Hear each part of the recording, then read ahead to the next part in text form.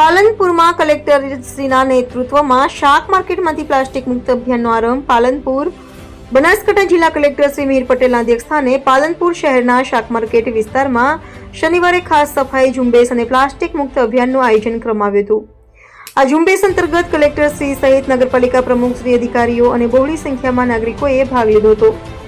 શાક માર્કેટમાં વેપારીઓ અને ફેરિયાઓને પ્લાસ્ટિકનો ઉપયોગ ન કરવા માટે માર્ગદર્શન આપ્યું હતું. કલેક્ટરશ્રીએ નાગરિકોને કાપડની થેલીના ઉપયોગ માટે પ્રોત્સાહન આપતા જણાવ્યું હતું કે જેમ સફાઈ કર્મી પોતાનું કાર્ય કરે છે તેમ દરેક નાગરિક પણ સ્વચ્છતા માટે પોતાનું નૈતિક ફરજ નિભાવે છે. તેમણે ઉમેર્યું કે પાલનપુર શહેરને પ્લાસ્ટિક મુક્ત બનાવવાનું કામ એકલા તંત્રથી શક્ય નથી, નાગરિકોના સહયોગ વિના એ અધૂરું રહેશે. કલેક્ટરશ્રીએ શાક માર્કેટમાં લોકો સાથે સંવાદ કરીને કાપડની થેલીના ઉપયોગ માટે આગ્રહ કર્યો હતો અને પ્લાસ્ટિકના ઝેરથી પર્યાવરણને બચાવવાની અપીલ પણ કરી હતી. પાલનપુર નગરપાલિકા દ્વારા છેલ્લા 1 મહિનાથી દરમિયાન 200 કિલો કરતાં પણ વધુ પ્લાસ્ટિક પકડવામાં આવ્યું છે અને દંડ પણ વસૂલવામાં આવ્યો છે.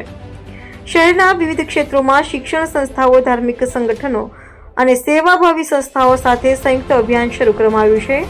આ ઝુંબેશના અંતે કલેક્ટરશ્રીએ નાગરિકોને સંકલ્પ લેવડાવ્યો કે તેઓ શાકભાજી કે અન્ય ખરીદી માટે ઘરે કાપડની થેલીથી જશે અને પોતાના વિસ્તારમાં પણ સ્વચ્છતા જાળવશે.